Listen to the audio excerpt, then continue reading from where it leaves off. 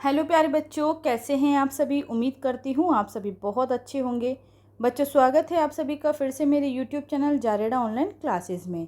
बच्चों, आज हम सभी सॉल्व करेंगे हमारे विषय हिंदी कक्षा 5 कार्यपत्रक पहला। ठीक है बच्चों, जो कि राष्ट्रीय सर्वेक्षण द्वारा हमें दी जा रही थी। ठीक है बच्चों, तो बच्चों वीडियो स्टार्ट करने से पहले आप सभी जल्दी से जाइए, लाल बटन दबाइए और सभी आप मेरे चैनल को सब्सक्राइब कीजिए। चैनल को सब्सक्राइब करना ना भूलिए। अपने सिर से गर्मी वर्षा छाव सभी को देते पेड़, धरती का आभूषण गहना मित्र हमारे होते पेड़। गर्मी में तपते राही को छाव सहारा देते पेड़, आंधी तूफानी संकट में कभी नहीं घबराते पेड़। पक्षी इन पर नीड़ बनाते उनका घर बन जाते पेड़, आजीवन उपकारी रहते काम सभी के आते पेड़।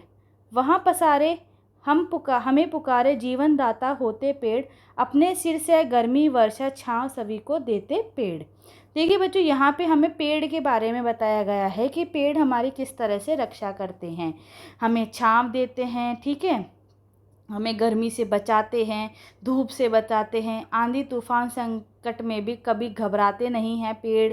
पक्षियों को घर बनाने के लिए वो जगह देते हैं। ठीक है बच्चों, तो इस तरह से हमारे किस तरह से उपयोगी होते हैं पेड़। उपयुक्त कविता को पढ़कर नीचे दिए गए प्रश्नों को सही विकल्प पर घेरा लगाइए। पेड़ हमारे क्या होते हैं? तो बच्चों, पेड़ हमारे मित्र होते हैं। अगर कोई पेड़ को नुकसान पहुंचाए तो हम उसे क्या समझाएंगे कि पेड़ों से होने वाले फ़ायदे हमें क्या क्या हैं, इसलिए पेड़ों को हमें नुकसान नहीं पहुंचाना चाहिए। ठीक है बच्चों, पेड़ों का जीवनदाता क्यों कहा है? तो बच्चों, पेड़ों को जीवनदाता इसलिए कहा है क्योंकि बच्चों हमें जीवित रहने के लिए ऑक्सीजन की ज़रूरत होती है। ठीक है, और ऑक्सीजन हमें कहाँ से मिलता है? पेड़ों से मिलता है। इसलिए इसका सही उत्तर होगा पेड़ हमें ऑक्सीजन देते हैं।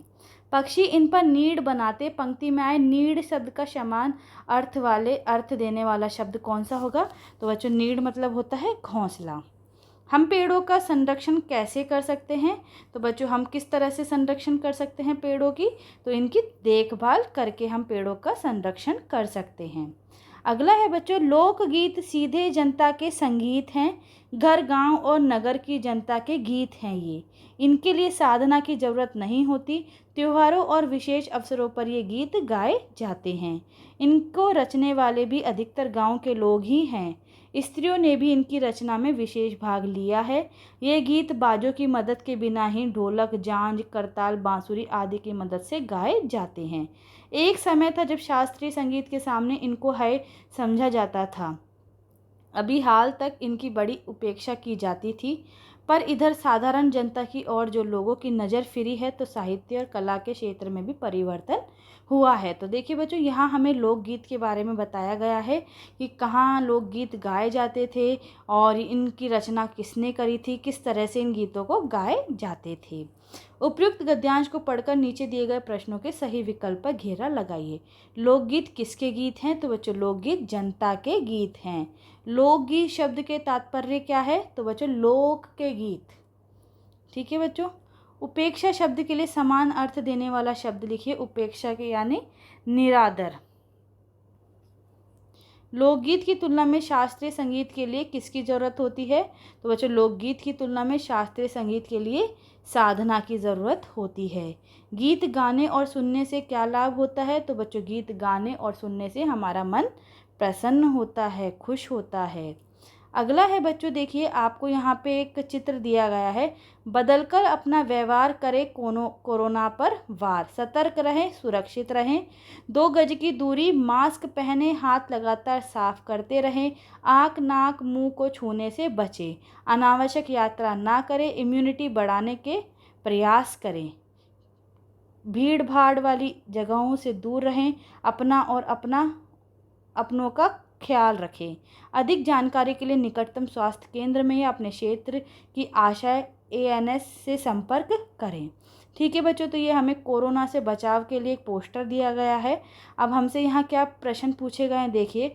उपयुक्त पोस्टर हमें किस बीमारी के विषय में जानकारी देता है? तो बच्चों, उपयुक्त पोस्टर हमें नोवल कोरोना वायरस के बारे में जानकारी देता है। हमें हाथों को कैसे साफ करना चाहिए? तो बच्चों, हमें हाथों को हमेशा हैंड वॉश या साबुन से धोना चाहिए, साफ करना चाहिए। हमें अपने आँख, नाक, मुंह को छूने से क्यों बचना चाहिए? ताकि बच्चों हमारे हाथों पर कीटाणु होते हैं, ठीक है, तो वो कीटाणु हमारे आँख, नाक, मुंह तक ना जाएं, इसलिए हमें उन्हें नहीं छूना चाहिए। हमें भीड़ भाड़ वाली जगह पर जाने से क्यों बचना चाहिए? ताकि बच्चों हम बीमारी फैलने का खतरा जो होता है उससे बच सकें। इस नारे को पूरा कीजिए, 2 गज दूरी, मास्क है ज़रूरी। ठीक है बच्चों। अगला है बच्चों हिंदी कार्यपत्रक 2। सर्दी गई और वसंत का आगाज। यह ऋतु अधिकतर फरवरी और मार्च में आती है एवं अत्यंत सुहावनी होती है। इस ऋतु में सर्दी और गर्मी की अधिकता नहीं होती, इसलिए वसंत को ऋतुराज कहा जाता है। वसंत ऋतु के आगमन से ही फूल की अंगड़ाई लेने लगते हैं। इस मौसम में गुलाब, गेंदा, सूरजमुखी, सरसों आदि के फूल खिलते हैं। किसानों की मेहनत का फल खेतों में लहराता है। उनके खलिहान भरे हुए होते हैं। इस ऋतु में जीवन में एक स्फूर्ति और खुशी का संचार होता है। इसी खुशी का प्रतीक है वसंत पंचमी और होली का त्योहार। वसंत ऋतु का सीधा संबंध प्रकृति से है। हमें प्रकृति की देखभाल करनी चाहिए। पेड़ों की कम कटाई हो, ज़्यादा से ज़्यादा पेड़ लगाएं, नदियों में स्वच्छ जल बहे, पर्यावरण स्वच्छ रहे, सब खुशहाल रहें। तो देखिए बच्चों, हमें यहाँ पे वसंत ऋतु के बारे में बताया गया है कि वसंत ऋतु का आगमन कब होता है, वसंत ऋतु में हम क्या करते हैं। ठीक है, तो चलिए बच्चों, इसी के प्रश्न हम यहाँ देखते हैं। ऋतुराज का अर्थ क्या होता है? ऋतुओं का राजा। वसंत ऋतु के महीने हैं कौन कौन से? फरवरी और मार्च। हम प्रकृति की देखभाल कैसे कर सकते हैं? तो प्रकृति की देखभाल हम पेड़ पौधों को लगाकर कर सकते हैं। किसानों की मेहनत का फल, वाक्य में फल का अर्थ क्या है? खेतों में फसल, क्योंकि वो खेतों में बीज बोएंगे, बीज से क्या होगा? फसल उगेगी। तो किसान की मेहनत का फल यानी कि खेत में जो वो फसल लगाते हैं उनसे उनको क्या मिला? गद्यांश के आधार पर आगाज शब्द का अर्थ क्या है? आगाज यानी कि शुरुआत। अगला है बच्चों, ये वतन हमारा सारे जग से न्यारा, जान से है प्यारा ये वतन हमारा। ऊंचे इसके पर्वत, बहते इसके झरने, झील में शिकारा लूटे दिल हमारा। रंग बोली भाषा खेल या तमाशा है अलग, सभी मगर देश एक सारा। हरी भरी धरती सबका मन हरती, खींचती है इसको गंगा जमुनी धारा। आँच इस पर ना आए, शान इसकी ना जाए, ये वतन हमारा सारे जग से प्यारा, सारे जग से न्यारा। तो देखिए बच्चों, हमारे वतन की, हमारे देश की यहाँ बात की गई है। ठीक है बच्चों, तो चलिए इसी के प्रश्न हम यहाँ पे देखते हैं। उपयुक्त कविता को पढ़कर नीचे दिए गए प्रश्नों के विकल्प पर, सही विकल्प पर घेरा लगाइए। कविता में पर्वत की विशेषता बताने वाला शब्द क्या है? कि हमारे वतन के जो पर्वत हैं वो कैसे हैं? ऊंचे। झील में शिकारा किस जगह से संबंधित है? कश्मीर से। कविता में कवि किससे प्यार करता है? तो बच्चों, कविता में कवि अपने देश, अपने वतन से प्यार करता है। रंग, बोली, भाषा सब अलग होने पर भी देश एक है, ये क्या दर्शाता है? कि अलग अलग धर्म, जाति, रंग, बोली, भाषा के यहाँ पे लोग रहते हैं, लेकिन सभी में एकता है। तो इसका मतलब है अनेकता में एकता। हरी भरी से कवि का मतलब क्या है? धरती पर बहुत सारे पेड़ पौधे लगे हुए हैं। अगला है देखिए बच्चों, उपयुक्त ग्राफ को देखकर नीचे दिए गए प्रश्नों के सही विकल्प पर घेरा लगाइए। अब देखिए बच्चों, यहाँ हमारा दिल्ली, शिमला, बेंगलोर, जैसलमेर का तापमान हमें दिया गया। ठीक है, यहाँ हमें तापमान दिए गए हैं। यहाँ बोला गया है कि ग्राफ में किस आधार पर तुलना की जा रही है? तो बच्चों, यहाँ पे तापमान के आधार पर तुलना की जा रही है। ठीक है, यहाँ पे देखिए तापमान दिया गया है यहाँ पे, और यहाँ भी हमें तापमान दिया गया है। ग्राफ देखकर बताएं कौन सा शहर दूसरे शहरों की तुलना में एक ठंडा प्रदेश है। तो देखिए बच्चों, ठंडा प्रदेश यानी कि शिमला हमारा ठंडा प्रदेश है।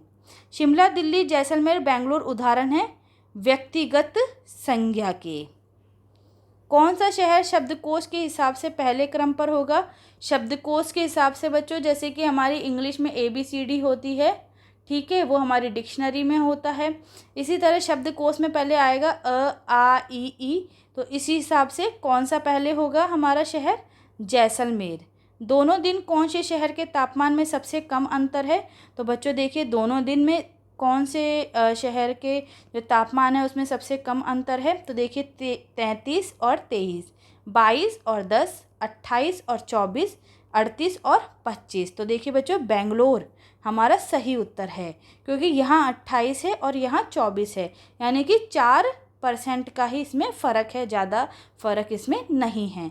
तो उत्तर होगा हमारा बेंगलोर। तो बच्चों इस तरह से आप सभी को अपनी वर्कशीट को हल करना है। उम्मीद करती हूँ बच्चों सभी को अच्छे से समझ में आया होगा।